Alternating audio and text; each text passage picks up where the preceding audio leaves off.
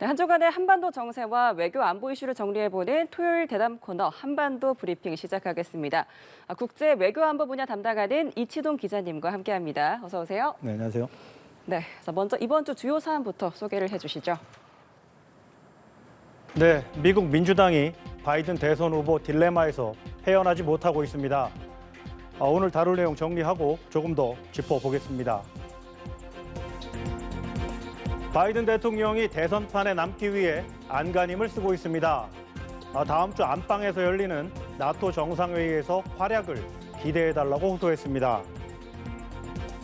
시진핑 주석과 푸틴 대통령이 상하이 협력기구 정상회의에서 반미 연대의 세를 과시했습니다.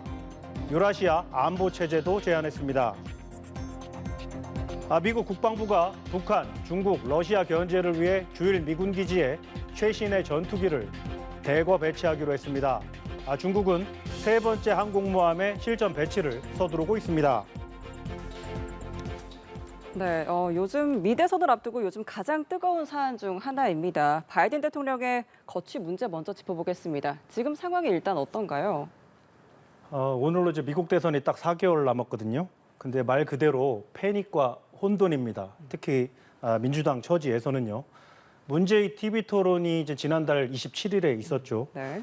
바이든 대통령의 이제 미 언론의 표현에 따르면 이제 재앙 수준, 역대 최악의 대선 후보 토론 성적표를 받았죠. 이후 현지 언론이 이제 8순이 넘은 바이든 대통령의 일거수일투족을 말 그대로 탈탈 털고 있습니다. 외신의 촌철살인 제목 2개를 소개해드리면요. AFP 통신이 이제 크레이지, 이제 미친 한 주, 바이든 토론의 여파로 뒤집힌 대선판 제하의 기사를 냈습니다.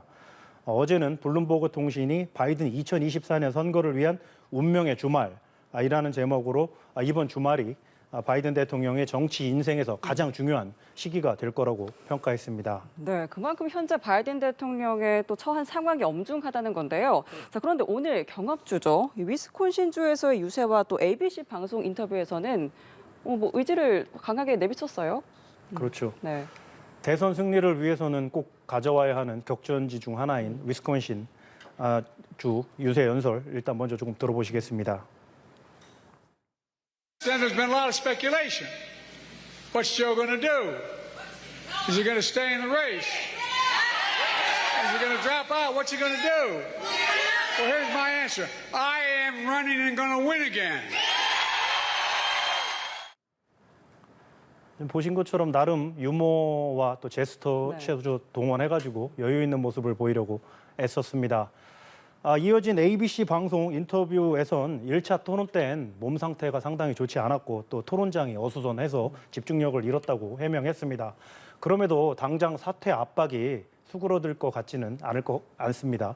CNN 등 주요 언론은 바이든 대통령이 이번 인터뷰에서 레이스를 당장 중단해야 할 만큼의 큰 실수는 하진 않았지만 그렇다고 우려를 잠재우지도 못했다고 평가했습니다. 레이스에서 계속 달리겠다고 하는데 그래서 이기겠다 이렇게 의지를 표명하고 있지만 뛰는 거는 본인의 의사지만 이기는 거는 다른 문제지 않습니까? 네. 4년 전엔 트럼프 전 대통령의 이제 슬리피 조, 그러니까 졸린 바이든 공세에 맞서서 노회함으로 잘 이겨냈지만 이제는 이제 노쇠함에 더해서 노욕까지 부리는 거 아니냐는 비판도 거셉니다. 민주당과 지지자들이 이러지도 저러지도 못하는 상황에 처한 셈인데요. 무엇보다 문제는 민주당 내 이제 분열 조짐, 그리고 또 격전지에서 재선을 노리는 하원 의원들의 위기감입니다. 우리로 치면 이제 수도권 출마자들이 애가 타는 건데요. 11월 5일 대선 때는 이제 대선 외에도 상하원 의원 선거가 열립니다. 특히 임기가 2년인 하원은 435명 전원이 대상이 되는데요. 민주당 지지층과 4년 전에 바이든에게 표를 준 중도 성향 유권자들이 전의를 상실하고 투표장에 나가지 않을 수도 있다는 게 문제입니다. 네, 결국 바이든 대통령이 당분간은 이 거취 논란에서 또 자유롭지 못할 것 같은데요. 여기에서 우리가 관전 포인트 뭘 보면 될까요? 이번 주 미국에서 이제 독립기념일 연휴가 끝나고 워싱턴 정가가 정상으로 일정이 시작됩니다. 특히 다음 주에는 이제 북대서양 조약기구 나토 정상회의가 워싱턴에서 열립니다. 화요일부터 사흘간 열리는데요. 올해가 나토 창설 75주년이 돼서 특별히 워싱턴에서 개최가 됩니다. 유럽과 아시아 지도자들이 모여서 우크라이나 문제와 국제 안보 방어에 대해서 논의합니다. 기자회견도 하고요. 이번 회의에 윤석열 대통령도 참석을 하죠. 바이든 대통령에게는 양날의 칼입니다. 고령, 건강 리스크에 기름을 부을 수도 있고 아니면 강점으로 자평하는 외교를 통해서 자신이 건재함을 보여줄 수 있는 찬스이기도 합니다. ABC 인터뷰에서도 이번 나토 정상회의에서 자신의 활약을 보고 판단해달라고 호소하기도 했습니다.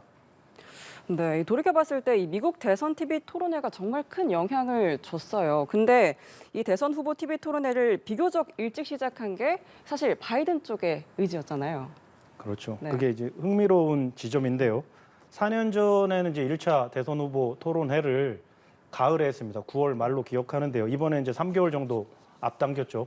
이게 결과적으로 민주당의 독일지 약일지는 사실 모릅니다. 매도 일찍 맞으라고. 그나마 이제 상황을 수습할 시간이 있으니까 이제 천우신조 전화 위복으로 될 수도 있습니다. 앞으로 어떤 상황이 전개될지에 달린 건데요. 당초 바이든 대통령이 먼저 일찍 TV 토론을 하자고 제안을 했고 트럼프 대통령이 이제 흔쾌히 받으면서 네. 이번 토론회가 성사가 된 건데요. 지난 5월에 CNN 주간 토론회 일정이 발표가 됐습니다.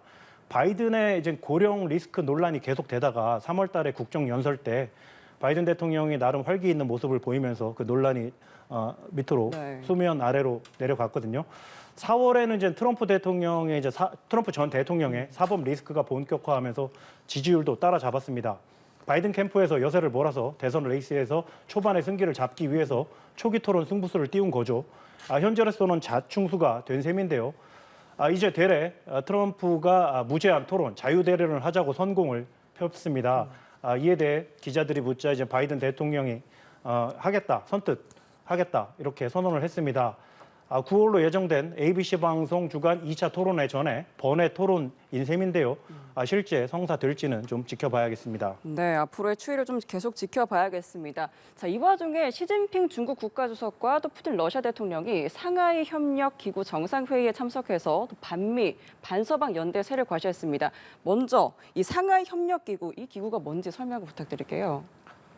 네, 나토 정상회의를 앞두고 이 두 스트롱맨이 카자흐스탄의 수도 아스타나에서 만났습니다. 베이징에서 만난 다음에 이제 한 달 반 만에 다시 만난 건데요. 이 상하이 협력기구 SCO는 2001년에 미국을 견제하기 위해서 만든 정치, 경제, 안보 협의체입니다. 첫 모임을 상하이에서 해서 이름이 붙은 거고요. 당초 중국, 러시아와 그리고 중앙아시아 4개국으로 시작해서 인도, 파키스탄도 가입을 하고 작년에는 이란이 멤버가 됐습니다. 처음에는 이제 테러리즘과 국경 안보 문제를 다뤘죠. 주로 아프간 문제입니다. 이제는 미국 주도의 국제 질서를 깨고 다국화 세상을 추구한다는 반미, 반서방 연합으로 몸집을 키웠습니다. 이번 회의에서 시 주석은 외부 간섭에 저항하고 다국화 세상, 그러니까 이제 강대국들이 대등한 위치에서 공존하는 세상을 만들기 위해서 힘을 합치자고 목소리를 높였습니다. 푸틴 대통령은 특정국 주도의 일극 체제는 이미 끝났다면서 나토를 대체할 유라시아 안보 협력체 시스템 구축을 제안하기도 했습니다. 네, 근데 이 상하이 협력 기구에 북한이 참여할 수도 있다라는 이런 이야기가 나오고 있는데 이게 가능한 겁니까? 글쎄요, 이번에 이제 벨라루스가 상하이 협력기구 새 멤버가 10번째 멤버가 됐거든요. 벨라루스에는 이제 러시아 전술핵이 배치돼 있고 우크라이나 전쟁에서 러시아를 물심양면으로 지원해 왔습니다. 러시아 관계에 있어서 북한이 벨라루스화되고 김정은이 루카셴코처럼 돼간다는 말씀을 제가 드린 적이 있는데요. 지난달 푸틴 대통령 방북 당시 체결한 북러 조약에는 일방에 속한 국제 및 지역 기구들에 가입하는 것을 협조, 지지한다는 내용이 담겨 있습니다. 브릭스라고 꾸준히 회원국 수를 늘려가고 있는 협의체가 있는데요. 올해 러시아가 의장국입니다. 올 10월에 카잔이라는 도시에서 정상회의를 여는데 북한 측을 초청할 가능성도 배제할 수 없겠습니다. 네, 알겠습니다. 한반도 주변 상황도 체크해 보도록 하겠습니다. 미군이 스텔스 전투기를 대거 투입하기로 했다라는 소식이 있네요. 네, 미국 국방부 이제 펜타곤이 발표한 건데요. 주일 미군의 전술 전투기 현대화 계획이라는 이름입니다.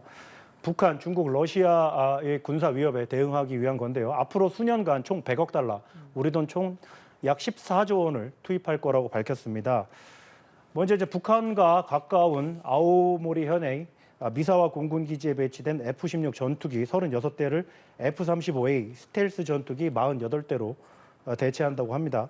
또 아래쪽에 이제 야마구치현 이와쿠니에 해병대 항공 기지가 있는데요. 여기엔 F-35B 수직 이착륙기 전투기도 확대한다는데 구체적인 숫자는 밝히지 않았습니다. 대만에서 멀지 않은 오키나와의 가데나 기지에 있는 구형 F-15 전투기 48대를 대신해서는 최신형 F-15EX 36대를 배치할 계획입니다. 요약하면 4세대 전투기의 끝판왕인 F-15EX 또 그리고 5세대 F-35 전투기, 스틸스 전투기 배치를 확대한다는 겁니다. 주일미군 숫자가 5만 명이 넘거든요. 네. 일본이 이제 미국에 떠 있는 항공모함으로 불릴 만큼 막강한 전력을 배치하고 있습니다. 한반도나 남중국해 유사시에 당장 출동할 태세를 갖추고 있습니다. 네, 중국에서도 이 신형 항공모함 이 실전 배치를 위한 작업을 서두르고 있다고요.